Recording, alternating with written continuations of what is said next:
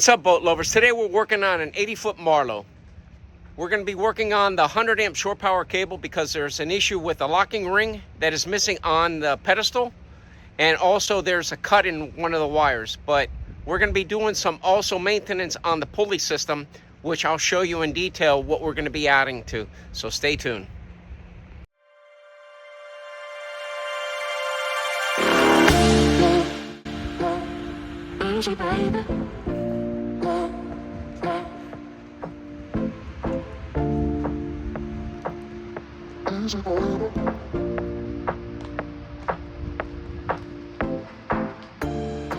Alright, today we're going to be working on two shore power cable systems. That's the starboard side, that's the port side. The port side is missing the locking ring.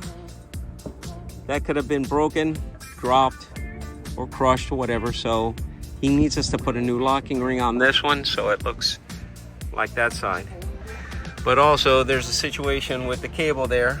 Let me get closer. You can see there's a slice in the cable. We're gonna cut back, cut it, reuse the cable plug, put the new locking ring on there, and then also we're gonna be doing some modifications to the pulley system, which I'm gonna show you inside shortly.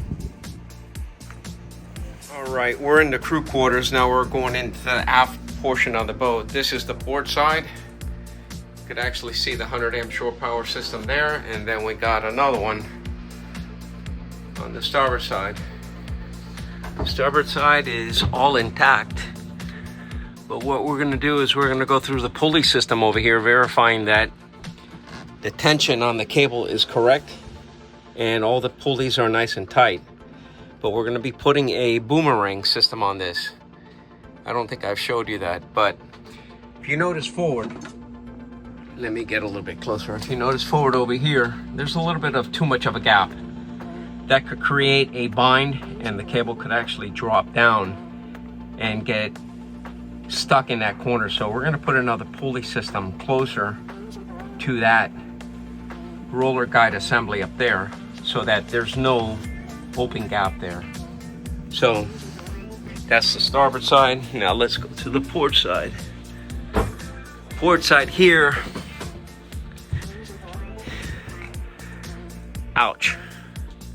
We're missing rollers and the pulleys are loose. Also, we're going to be doing the same thing with this. This cable here is rubbing up on this side here when it wants to come in. So we're going to put another pulley in the middle over here to keep the cable away, and the guide will actually come in perfect. It's not a bad setup. It just needs to be tweaked a little bit more, as you can see. So both sides are going to have boomerangs, and we're going to redo the tension on both units. Okay, I got the end cut off, and just by looking at the cables you could actually see that we really have some good wiring here. So I don't think that this was ever dropped in the water. It's just that something happened. Either someone pulled it, wrapped it around something, and just caused the outside jacket to rip. So we're going to take this apart, peel this back, get everything set up so that we could put this cable back into the plug, put the locking ring on it, and just reuse this plug like it normally was meant to. So now that I got the back strap that holds the cable in place taken off, then you're able to get to that back portion of it. You have to use a screwdriver because this thing is wedged inside here, and if you try cutting it and pulling it out, it's not going to come out. So you have to pull this out first. Now you're able to actually loosen this thing up and pull the thing out. So you can actually see I've already got the screws loose, and like I showed you in my video before, all you have to do is just do the reversing pattern and just put them in the appropriate spots. Make sure that they're clean, make sure that they're tight. This one uses Allen wrenches, so we're going to make sure that everything goes back together in the right order. And then we're going to put our new locking ring on here, and this repair will be done. Right, we're here on the starboard side, so now I'm working on the starboard CM8 unit, the 100 amp. So this is considered a roller guide assembly. I call it the boomerang, but that's going to take place here in these locations here, and it's going to be utilizing these 3 mounting points right here. So you're going to have a roller here, here, here, and on the top. What I normally do is I take out all the physical hardware off of these 2 plates here first, pull this out. Remember not to disturb the shims here, but we're going to check to find out if the back plates are tight first. So we're going to pull these covers off, get everything ready so that we can mount this in place, and then we go ahead and test fit and verify that we have the correct shims inside there, either expanding the pulleys or contracting them. So when we're putting this on, this portion here gets a little bit more help and a little bit more of a squeeze on the cable. So most likely we're probably going to have to add a few shims to this so that we don't crimp the cable. We don't want to squeeze it. All we want to do is just manipulate it by helping the cable come in and out. So we've already got our roller guide there, which we're going to add there. I have to make a plate. So I'm going to go ahead and remove these, add my boomerang assembly to it. Okay, I got the front covers off. I didn't count the actual shims, but we should probably have on this particular diameter of cable is 12 shims. Now, what I normally do with this portion here is I verify that I don't have any play, but as you can see, there is play. The shaft is staying still, but the actual unit, the back plate is loose. So we know that the set screws on here that holding this are not tight. So we're going to go ahead and verify that the set screws are correct. The back space here is not rubbing against the back housing, because that would actually create a little bit more friction for the unit. So we want to make sure that we have ample space behind here on both of them, which this one has, but this one's too tight. You can actually see that it's been rubbing and dripping from the water coming down. So we're going to pull this one out, and there's a set screw here and a set screw here. We're going to make sure that those two are nice and tight before we do anything else. Okay, now before I even start putting on the boomerang, I've made sure that my plates are sitting off of the back plate over here. My pulley system is sitting off of the back plate, so I could actually stick my finger a little bit behind here. So now there's no longer rubbing on both of them. But if you notice that I have my shims orientated in the right direction so that the cable is relaxing this way, there's not pressure being pushed up here or on this one. I could actually pull my shims out. So that gives me enough room of relaxation of the cable. Now I go ahead and put my boomerang in here. So I'm going to loosen up this bolt, this bolt, this bolt, take the bolts out, leave everything in place, and then we're going to go ahead and slide the other one in place.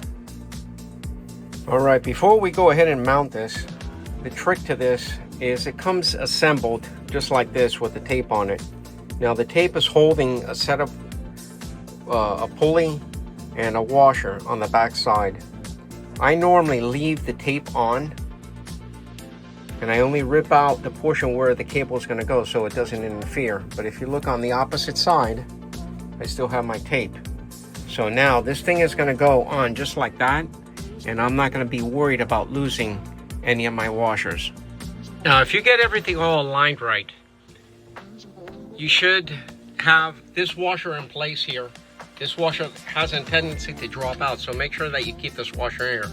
But if you have everything aligned right, these 3 bolts should line up, and you might have to manipulate it just slightly. But if you have to push too much, it's because there's too much strain on these cables. This cable here is actually relaxing. I had to take the shims out of here and the shims out of here to do that. Once this is in, then I go ahead and I know that all my rollers are moving properly.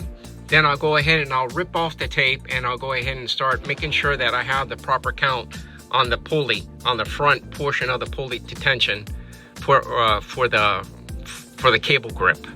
Okay, so the less amount of shims you have here, the more the plate's going to come in and is going to want to squeeze it. So that's going to push this cable out and run it on here. You really don't want to do that. You want the cable to relax. Okay, so just make sure that if you got everything aligned right, you're good to go.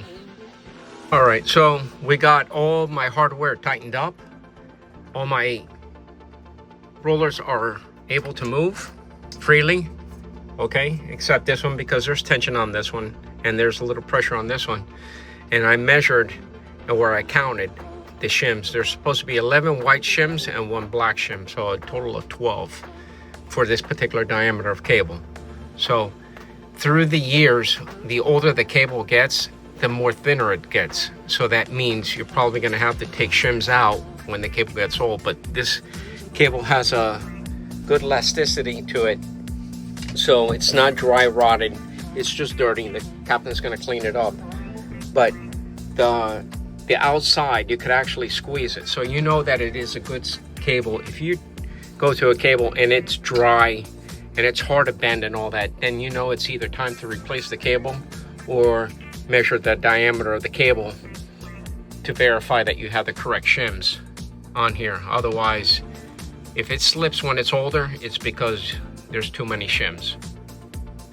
All right, you can see that I got my 2 front covers on. Here I got my 4 nuts on that front cover because it gave me enough clearance for me to put this cover on. This one here is a little bit tighter because I have to push this cable back in this direction in order for it to go on. So what I normally do is try to just get 2 of them on, not tight.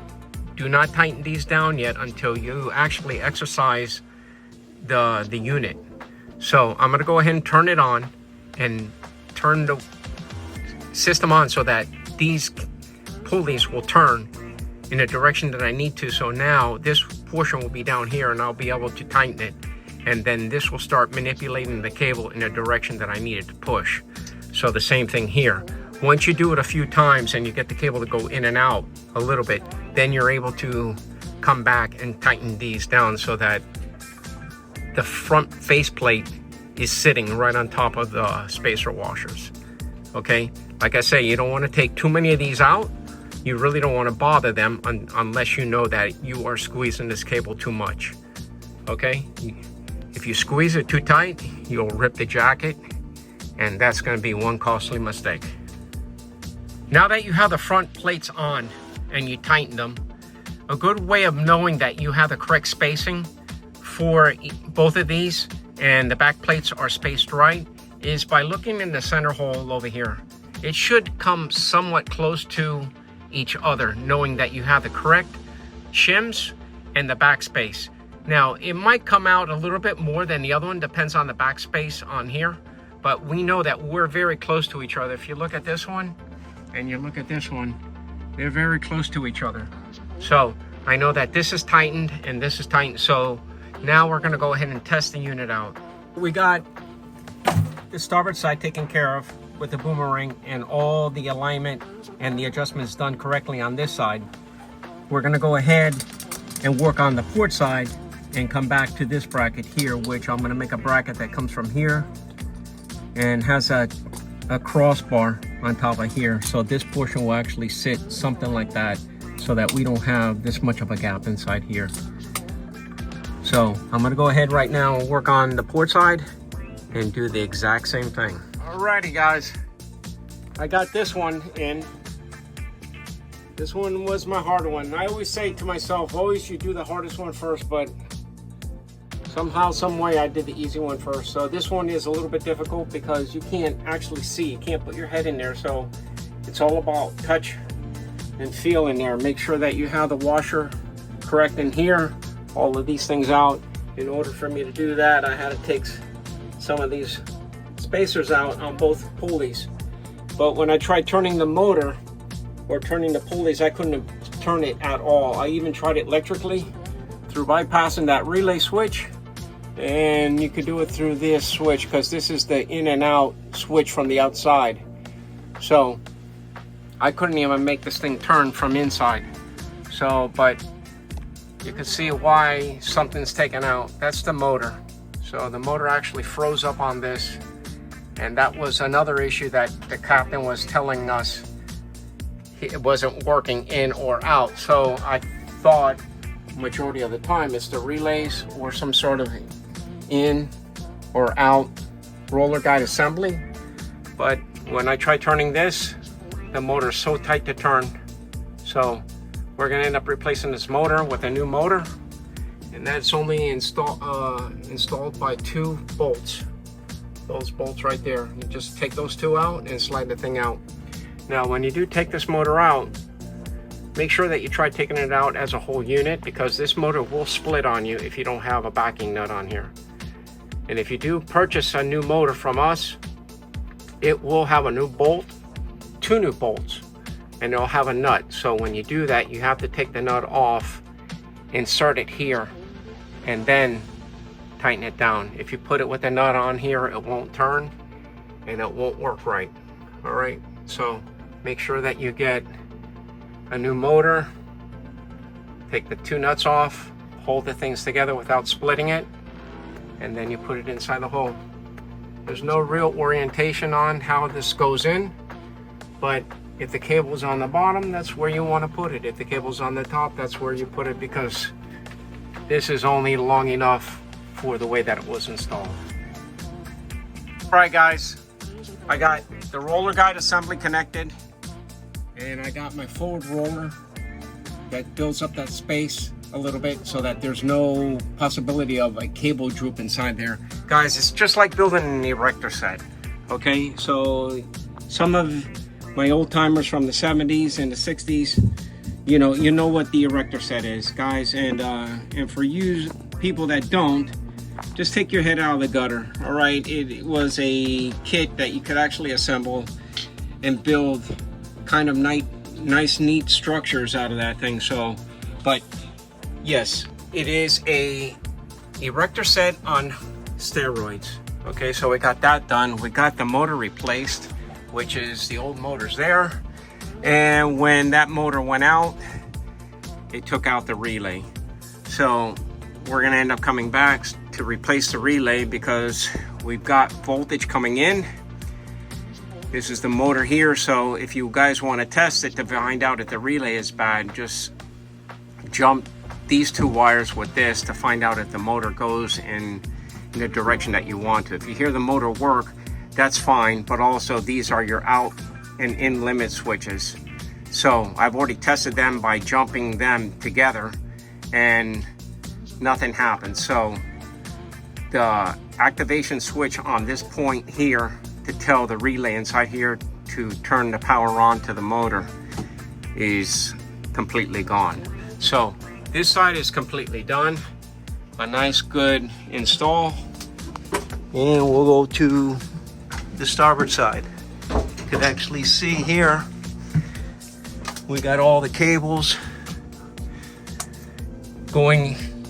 Well, just one big cable going, but you can actually see I put that roller guide in the front to allow no space in there for a possibility of a cable droop. If that cable decides to get bound in there, this thing is so strong that it actually will start pushing and it'll make the cable go down or in the upward position. So this way it doesn't have the ability to do that. It just wants to push out. So one good system here. This is a giant erector set on steroids.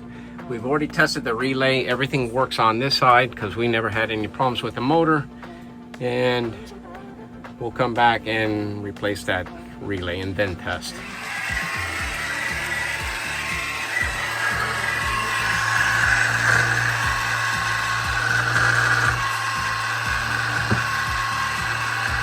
All right guys, so we got all of the cable coming in.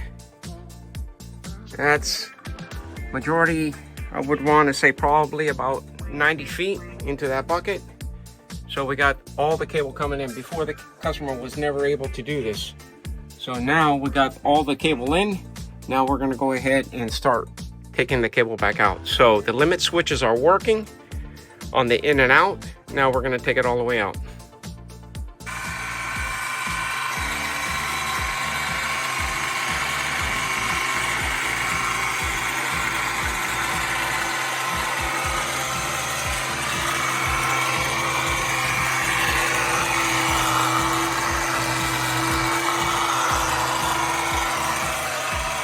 All right, so I went ahead and connected the plug into the receptacle on the port side, connected the power. So we know that the port side is working fine. Now we're gonna go ahead and do the starboard side. We're gonna start testing the in limit, making sure that all of the cable that is sitting on the aft of the boat is gonna go into this bucket. We got all of the cable into this bucket. As you can see, the bucket is a little bit stuffed. And I don't think it could take any more, but we got all of the cable in. So the plug is in the hose pipe, and now we're gonna go ahead and take the cable back out. All right, so we got enough cable out. It's already at the pedestal. The captain's actually connecting it right now. So whatever he has out there, he's gonna, if there's too much or too little, he could always come to the switch, the in and out switch on the starboard side to add or subtract what he needs to use. So, but this side is working perfect on port and starboard side. That Hopper roller guide in the front is a game changer, and also along with our roller guides on here. So just always make sure that the in and out limit switches are working. The pulleys, the tension pulleys, are not slipping on the cable. If they are slipping on the cable, that means that either the diameter of the cable shrunk a little bit, or which is causing the front pulleys or the friction pulleys to slip. So you're probably going to have to take out maybe 1 or 2 shims, depends. You do not want to over squeeze this cable, because you over squeeze it, you're going to pinch it, and then you're going to crack the jacket or rip it, and then you end up buying a very expensive cable. So the captain's going to go ahead and clean this up, and hopefully we don't have to hear from him. All right, guys, it's a wrap on this 80-foot Marlow. We've taken care of both port and starboard shore power cables.